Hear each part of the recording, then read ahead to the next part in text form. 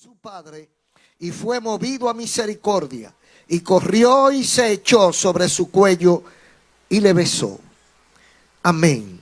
Pueden sentarse.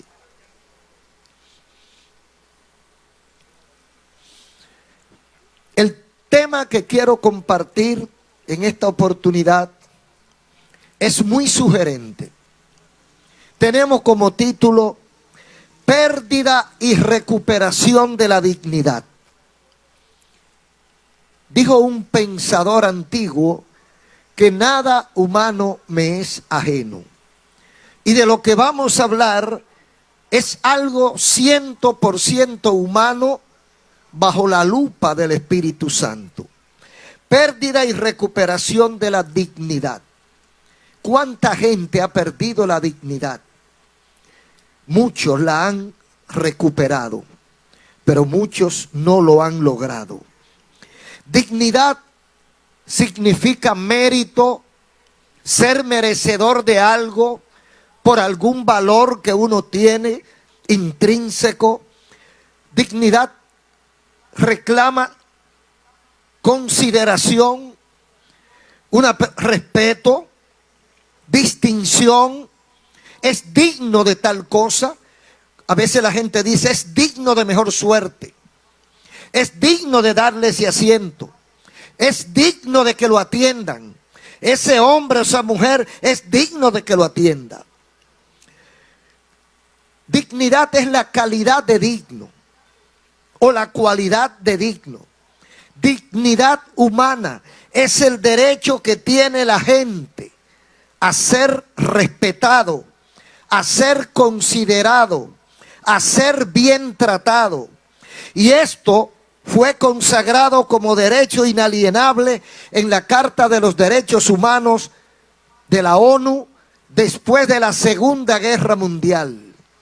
¿Y por qué? Por las atrocidades, por los crímenes, por los genocidios que se cometieron durante y inmediatamente después de la Segunda Guerra Mundial. La barbarie humana se puso de manifiesto. La bestialidad de los seres humanos se puso de manifiesto. Uno de ellos fue en contra de los judíos. Las cárceles y los lugares de tortura inenarrable destruyeron a más de la mitad de la humanidad. Unos mataron sus cuerpos y a otros les mataron su alma. Entonces, a partir de ahí, la gente que quedó vivo pensó: nunca más deberá repetirse algo igual. Y de ahí viene la Carta de los Derechos Humanos y una serie de reglamentación para que se respete la vida humana.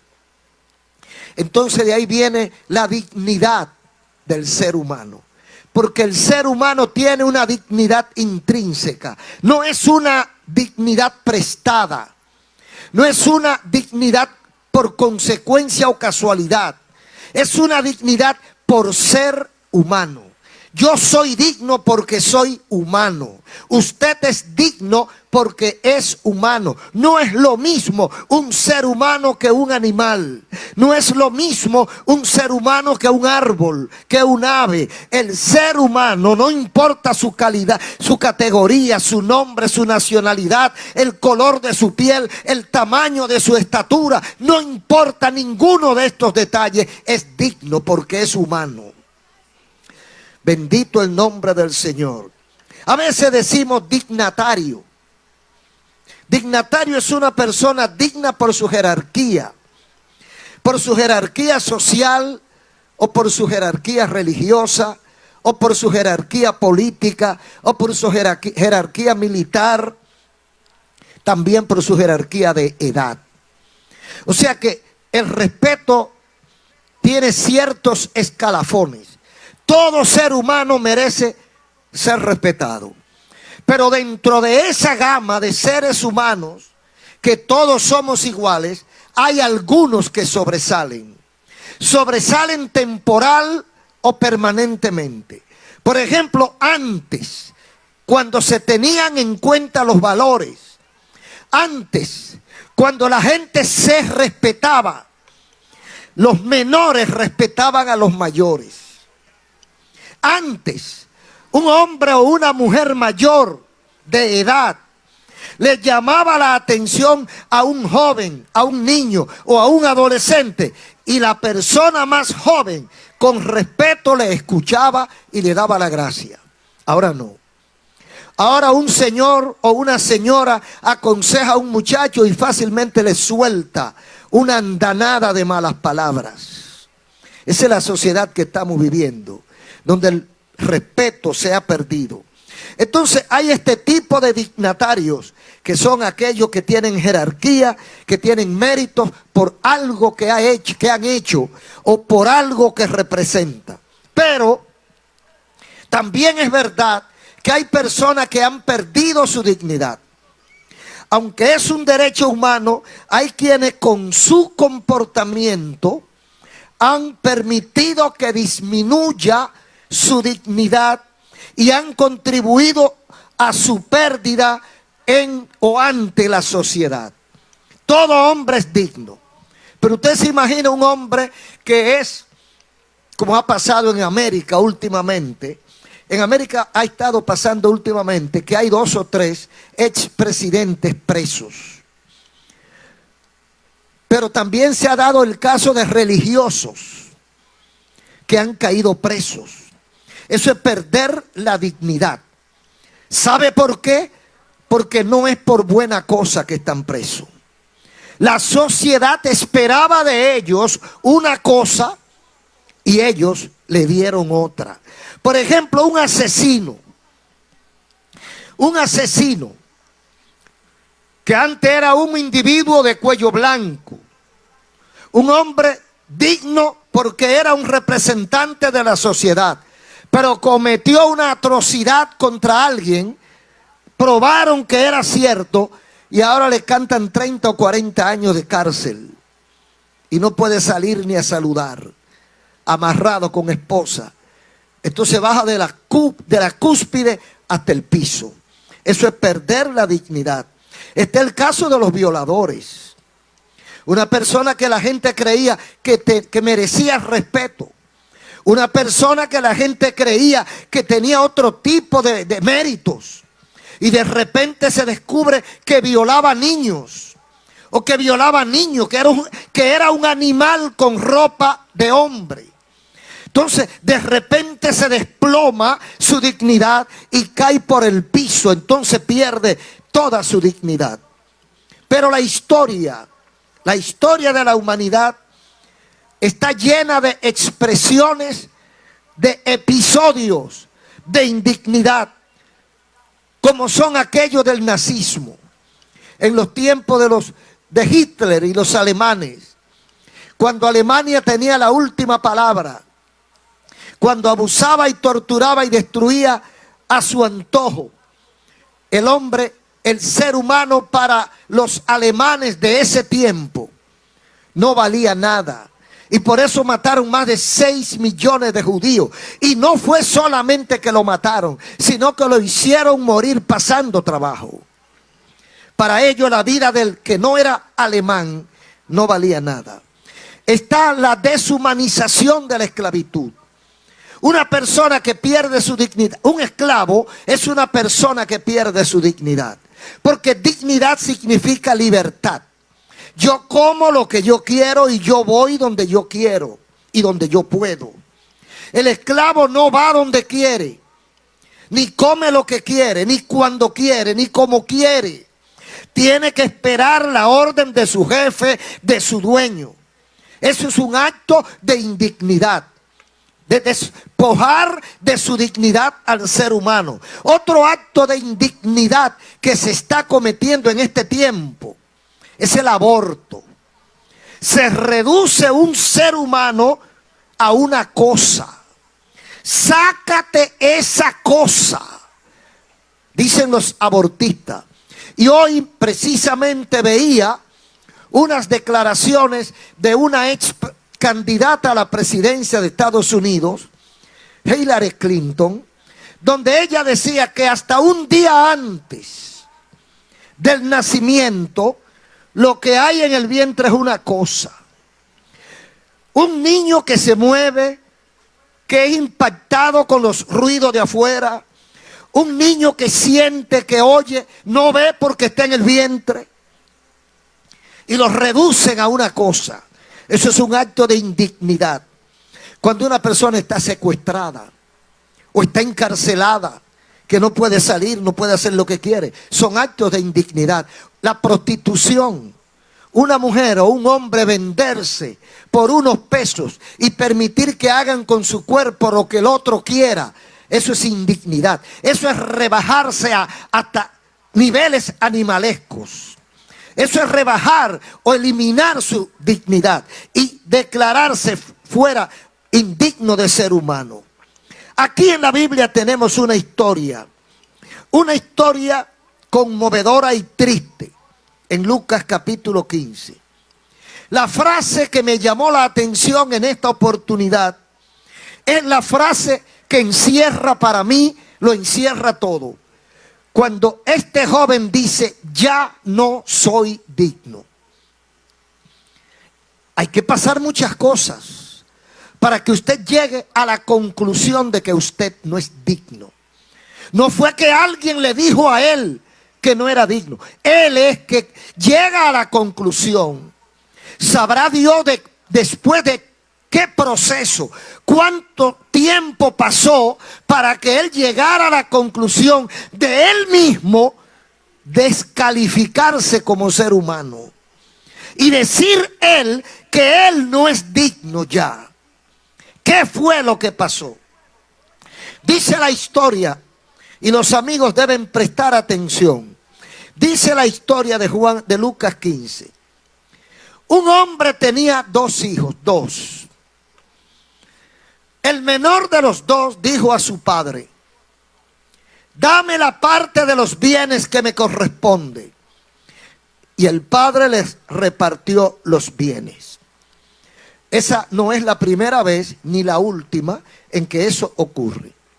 ¿Cuántos adolescentes, cuántos jóvenes le han dicho a su padre, dame lo mío? Dame lo mío que ya yo quiero hacer mi vida.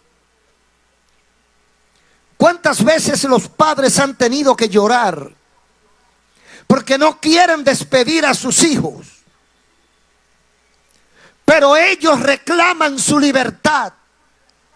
Dame lo mío. Dame la parte de los bienes que me toca. Pero él no trabajó eso. Eso lo trabajó el papá. Cuando él nació, eso estaba ahí. Pero él sabe que legalmente le toca una herencia. Y él dice, yo quiero disfrutar mi herencia ya.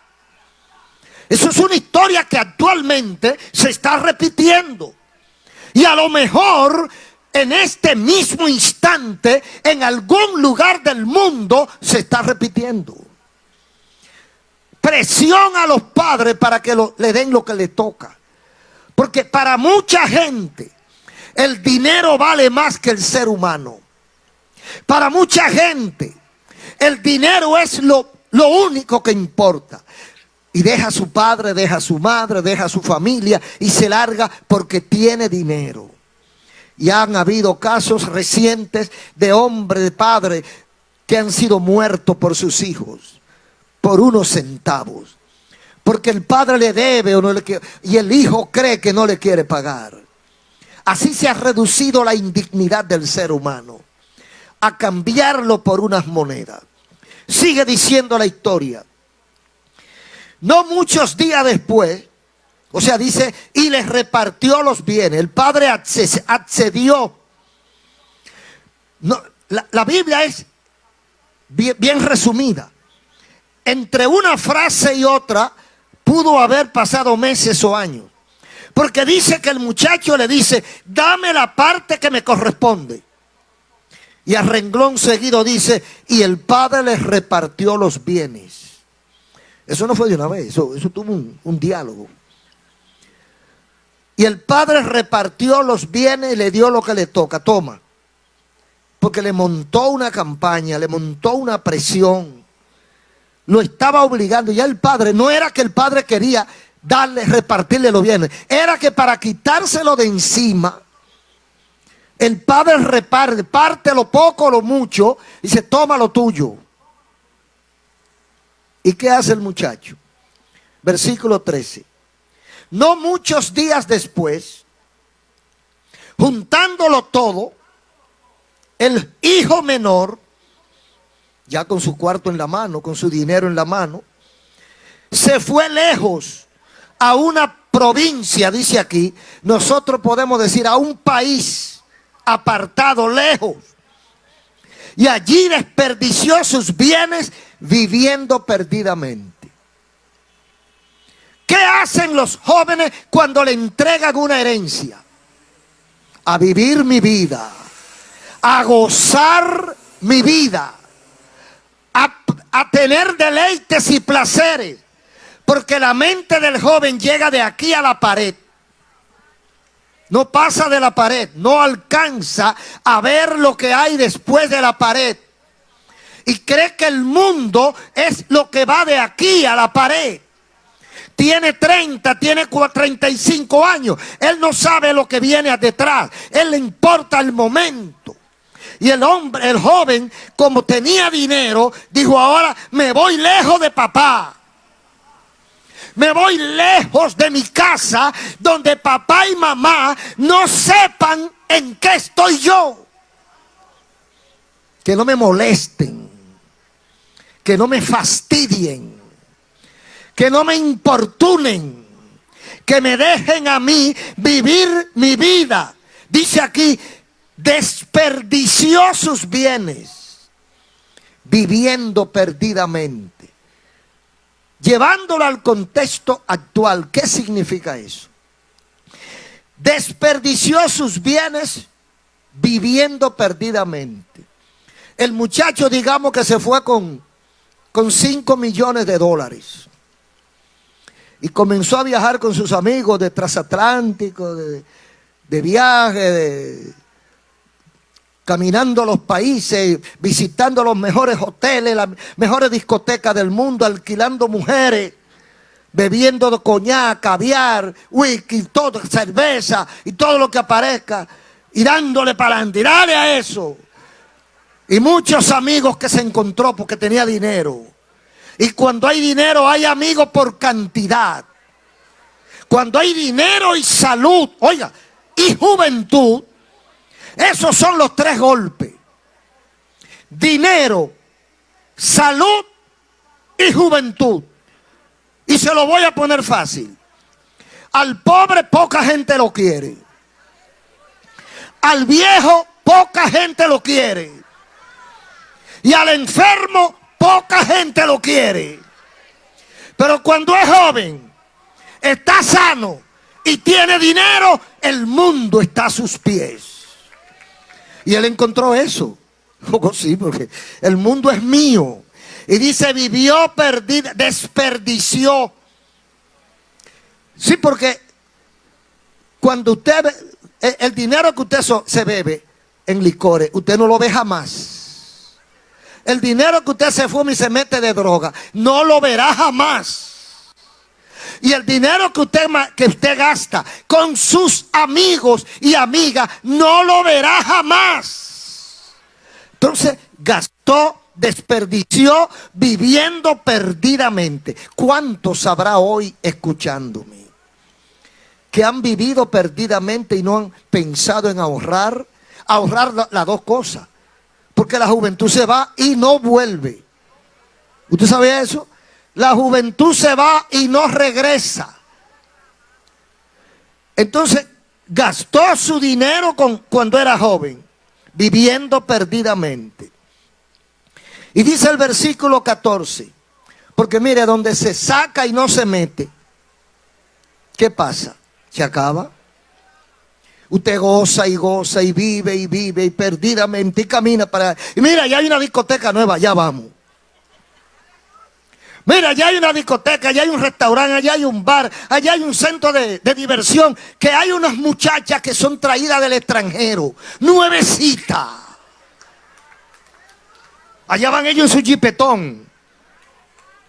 su jipetón descapotado, y con una música estridente, arrancando pedazos del corazón y de los oídos. Y llegan como unos pachá, con guardaespaldas y todo. Y salen los matones a cuidarlo. Y los amigos atraen sus carros blindados, en su jipeta, en su Rolls Royce, en su Lamborghini, en su Ferrari, en su Mercedes-Benz. Y oye, ¿quién llegó? El príncipe. Llegó el príncipe. Y él dando carrera, buscando placeres. Pero un día se acaba. Porque donde se mete, se saca, y no se mete, se acaba. Dice el verso 14. Cuando todo lo hubo malgastado. Aleluya. Usted sabe que la verdad llega tarde o temprano. Usted sabe que la verdad tiene la cara fea. Usted le dice al joven la vida cómo funciona. Pero para conocer la vida hay que esperar la edad. Qué problema, ¿eh? Cuando yo tenía 40 años quería dirigir a un hermano que tenía 70. Y yo quería trazarle pautas a un hermano que tenía 70, porque yo creía que él no podía. Él ayudaba mucho en la concentración. Y yo creía que él no podía. Y yo quería controlar al hermano. Porque yo no sabía, yo tenía una idea de él que él no la tenía. Porque el que tenía los 70 era él, no era yo. Yo estaba elucubrando. No, que a los 70 esto. Pero él dice, no, a mí no me lo dijeron. Yo lo tengo. Y yo sé lo que hago. Yo sé por qué lo hago. Sé cómo lo hago y sé cuándo lo hago. Pero hay que esperar. Entonces, cuando todo lo hubo malgastado, usted sabe que la vida se gasta. La juventud se gasta. La salud se gasta. Y el dinero es lo que más se gasta. Entonces a él se le fueron acabando las cosas. Y el versículo dice que cuando todo terminó, todo lo malgastó, vino lo normal. Vino hambre y soledad. Vino una gran hambre en aquel lugar y comenzó a faltarle todo. Y ahora, varón, ¿y ahora qué hacemos? Viniste con los bojotes, ¿verdad? Con la cartera repleta y la tarjeta de crédito sin límite. Pero se secó, el arroyo se secó. Ya no tiene agua. Ahora se te acabó todo. Y poco a poco los amigos se fueron enterando de que se le había acabado. Y se fueron reduciendo no solo el dinero, los amigos también. Las amigas fueron desapareciendo. Los amigos estaban cansados para visitarlo. No podían ir a verlo porque se enfermó fulano. Nadie tenía tiempo para él. Ya fue quedando solo. Y dice el versículo 15, que ante esa realidad, que es la realidad de todo ser humano, él fue y se acercó a uno de los ciudadanos de aquella ciudad, uno de sus amigos, uno de los que bebió licor con él, uno de los que bailaba con él, uno de los que parrandeaba con él, uno de los que compartía mujeres con él. Se acercó a uno de sus canchanchanes. ¿Y sabe lo que le dijo el ciudadano? Bueno, yo lo único que tengo es una posilga. Mira que estoy pasando trabajo, ya no tengo comida, no tengo ropa, se me acabó todo. Pedro, ¿tú te acuerdas de mí? Sí, yo me acuerdo de ti cuando íbamos por el malecón, por la discoteca allá, yo me acuerdo. Pero es que yo no tengo nada que ofrecerte. Lo único que yo tengo es una posilga. La historia es judía. El cerdo es inmundo para el judío. Pero no solamente para el judío, una posilga es inmundo para cualquiera. Porque hay lo que hay, el lodo y mal olor. Y el cerdo gozando en medio de la posilga. Y él le dijo, lo único que tengo es que una hacienda, un hato de cerdos, para que tú vayas y apaciente los cerdos. Es lo único que tengo.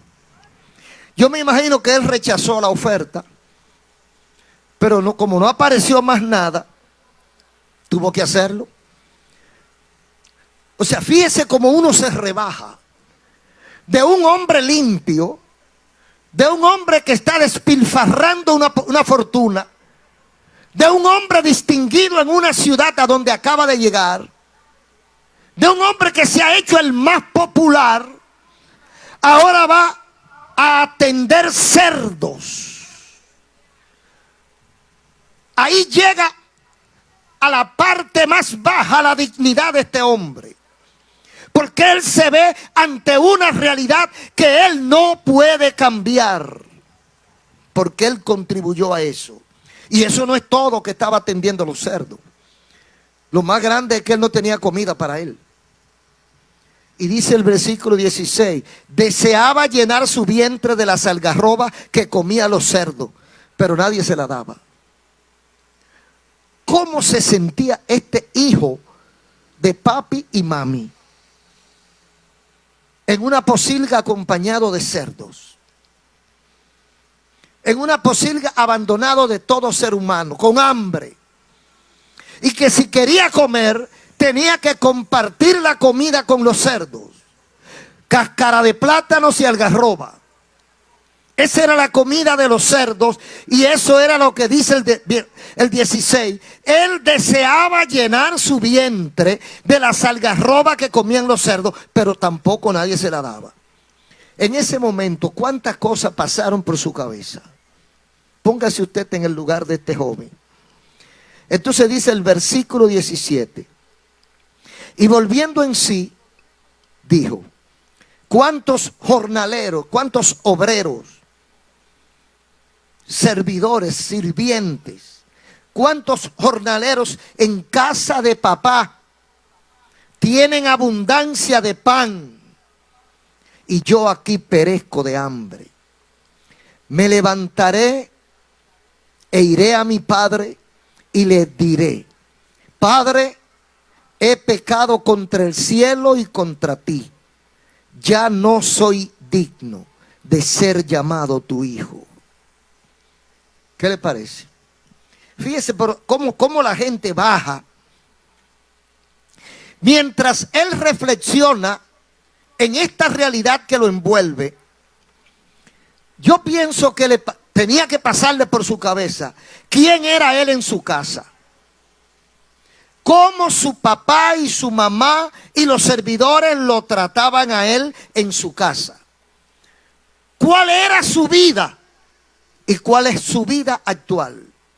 ¿Cómo vestía y ahora no viste? ¿Cómo comía en la mesa las mejores carnes, los mejores filetes, las mejores frutas, los mejores víveres, la mejor cocina, el mejor sazón, y ahora lo que tiene es lodo con algarroba?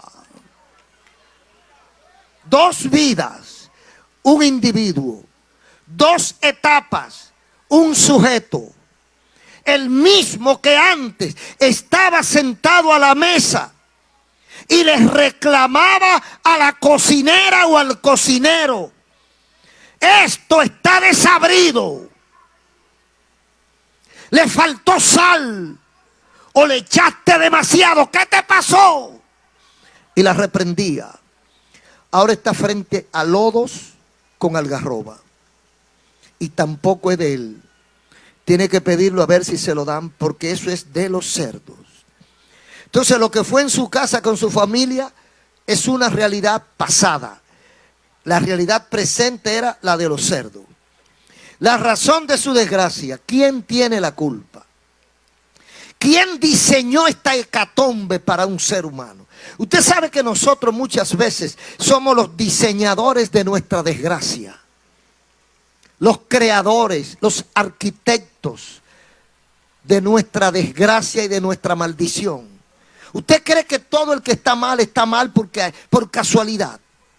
Cuando usted hace un análisis de lo que fue su vida desde joven hasta adulto, usted va a encontrar que esa persona trabajó para llegar a donde está.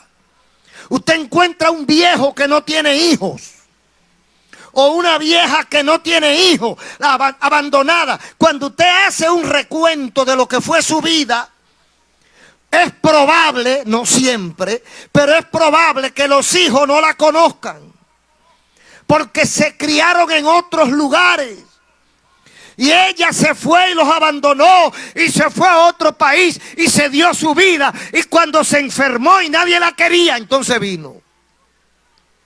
Diseñó su desgracia. No es porque merezca eso, nadie lo merece, pero a veces lo compran. Entonces somos arquitectos de nuestra desgracia generalmente. Entonces, consecuencia de un desvío, no tuvo en cuenta. Porque cuando uno está gozando, cuando uno está joven, cuando uno está saludable, cuando la vida le sonríe, usted no piensa en problemas. ¿Y para qué? Amargarme la vida yo pensando que dentro de 15 o 20 años puedo enfermar. No. Vamos a gozar, como decían los antiguos, comamos y bebamos, que mañana moriremos y ya, y se acabó. Entonces, cae en el pecado y el pecado deshumaniza. El pecado nos hace indignos. El pecado nos hace malos. El pecado nos lleva a ser violadores, mentirosos, engañadores, traidores, autores de nuestra propia desgracia. Entonces la gente luego nos abandona. Nos aislamos. Nos quedamos solos por nuestra inconducta, por nuestro mal comportamiento. Entonces viene la soledad, el abandono. Son las consecuencias terrenales y temporales del pecado. Porque a un padre malo los hijos no lo quieren. A una madre mala los hijos no lo quieren. A un amigo malo no tiene amigos. Una persona mala, desagradable, corrupta, los amigos los rechazan. Entonces se queda solo, se queda abandonado. Entonces tiene consecuencias. Ya no soy digno. Yo pienso que esto es un acto de profunda reflexión al que muchas veces llegamos. No solamente aquel hombre, muchos de los que están escuchando han llegado a esa conclusión y por eso muchos se suicidan. Ya yo no soy digno de estar vivo. Ya yo no soy digno de que mi esposa me reciba en la casa. Ya yo no soy digno de que mis hijos me respeten. Y se van de la casa. Hay hombres que se van de la casa porque ellos saben que nadie los soporta. Por malos. Porque eso es lo que han sembrado. Entonces él llega a la conclusión. Papá no me hizo nada malo. Mamá no me hizo nada malo. Mis hermanos no me ofendieron con nada. Nadie me hizo daño en mi casa. A mí me atendían hasta los sirvientes. Nadie me echó de la casa. Entonces, ¿por qué yo me fui? ¿Qué buscaba yo cuando le dije a papá, dame lo mío? Dame mis bienes, que me voy a gozar. Ajá, te vas a gozar y ahora, ¿estás gozando? Porque el gozo es una etapa, la primera. La segunda es destrucción, sin retorno. Entonces, cuando toda esa película le pasó por la cabeza a él, entonces llega a la conclusión, ¿y qué hago yo aquí? Yo tengo que reconocer que he pecado, que no soy digno. Pero no solo reconocerlo, porque a veces la gente cree que con aceptar que es malo basta. No, tiene que decírselo a quien usted le ofendió. Tiene que confesarlo y comprometerse. Él dijo, voy a ir a mi padre. Voy a regresar a mi casa. Aunque no tenga vergüenza para hacerlo, voy a llegar a la orilla de mi casa. Voy a ver si mi padre me alcanza a ver y me conoce. Y le voy a decir, él ensaya lo que le va a decir. Él practica lo que le va a decir a papá, porque él sabe que él fue el que ofendió. Él fue el que se fue. Él fue el que abandonó. Voy a llegar a la orilla de la propiedad. Le voy a dar vuelta. Me voy a acercar un poco. A ver si papá me ve. Y si me ve, si se acerca a mí, le voy a decir, papá, he pecado contra Dios y contra ti. No merezco ser hijo tuyo, pero quiero que me recibas, aunque sea como un esclavo. Lo que quiero es estar cerca de ti. Quiero estar cerca de mi familia. Quiero estar cerca de mi casa. Recíbeme. No merezco ningún tratamiento. No merezco nada. No soy digno. Lo boté todo, lo desperdicié todo, lo maltraté todo. Pero déjame como un jornalero. Como alguien que está ahí para que lo manden. Y yo estaré contento. Yo estaré satisfecho. Pero qué sorpresa. Cuando el hombre llega a la orilla de la propiedad, a cierta distancia, el padre que todos los días salía a ver si lo veía, echaba la vista y volvía a su casa, me imagino que silencioso. Dice la Biblia que prácticamente todos los días él salía a los caminos a mirar a ver si encontraba a su hijo. Aleluya. Quizá la esposa no lo sabía o quizá lo sabía, pero eso era personal de él. Él todos los días salía a la orilla de la cerca. Quizá tal vez algún día Dios me devuelve a mi hijo. Pasaron los años y un día él alcanza a ver un movimiento, alguien, una silueta que viene en movimientos caminando hacia el lugar. Y él se queda observando con detenimiento y se acordó, mi hijo caminaba así. Se parece a mi hijo. Señor, permite que sea mi hijo. Y cuando el muchacho se sigue acercando, que él ve que es su hijo, abre los brazos. Hijo mío, papá, hijo mío, papá, hijo mío, te estaba esperando. Y el muchacho se tira de rodillas. Padre, no soy digno, Padre. No soy digno de ser llamado con tu apellido. No merezco, Señor, estar en esta casa. Pero recíbeme, aunque sea para cuidar el patio. ¿Qué hizo el padre? Bendito el nombre del Señor. ¿Qué hizo el padre? Lo recibe, manda a bañarse, lo limpian y le dice a los demás, traigan el vestido nuevo que tengo guardado, porque él tenía un regalo cuando su hijo regresara. Abasanda. Oh, gloria a Dios. Esto retrata al ser humano en su conjunto. Dios está esperando a todo aquel que lo ha abandonado. Y aunque tú pienses que Dios no te está esperando, Dios te está esperando todos los días. Y aunque tú creas que Dios está ofendido, Él te ama. Y le dice, ven, tráeme el vestido nuevo. Traigan el becerro gordo, el cerdo, el puerco, que aquí se usa cerdo, pavo. Allá se usaba el becerro. Matémoslo, porque en mi casa hay fiesta. Porque este hijo mío que era muerto ha resucitado. Oh, gloria a Dios. Qué bendición, hermanos. Qué linda esta historia. Qué conmovedora historia de realidades que se repiten una y millones de veces. El Señor nos dejó esta historia para que nosotros entendamos que por lejos que nos hayamos ido, que por mucho que hayamos pecado, que por desobediente o indiferente que hayamos sido, aún así Él nos está esperando. Y aunque tú creas que te va a meter preso cuando llegue, Él tiene un traje nuevo para ti.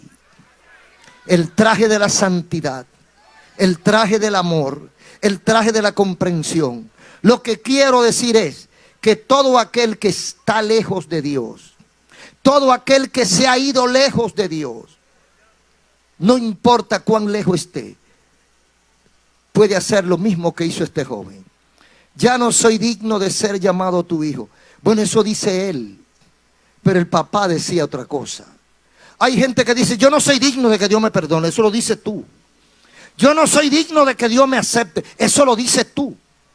Pero Dios lo que dice, venid a mí, los que están cargados y cansados, que yo los haré descansar. La vida de la pocilga no la hizo Dios para ti. La vida de la pocilga es la vida que mucha gente está llevando. Comiendo con los cerdos, insatisfecho, miedoso, lleno de asquerosidades. Pero el Señor te quiere sacar de esa vida de inmoralidad, de perversión, de intranquilidad, y te quiere traer a una vida sencilla, pero grande en Dios, de paz, de felicidad, de amor y de esperanza. Pérdida y recuperación de la dignidad. El muchacho recuperó su dignidad y lo vistieron de príncipe, lo calzaron como príncipe, le pusieron anillo y le pusieron todos los honores que molestó al hermano mayor. Pero Dios lo recibió como nos recibe a cada uno de nosotros. Un aplauso al Señor.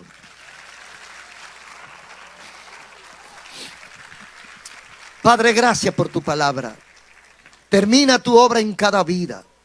Rompe hasta la última cadena en el nombre de Jesús.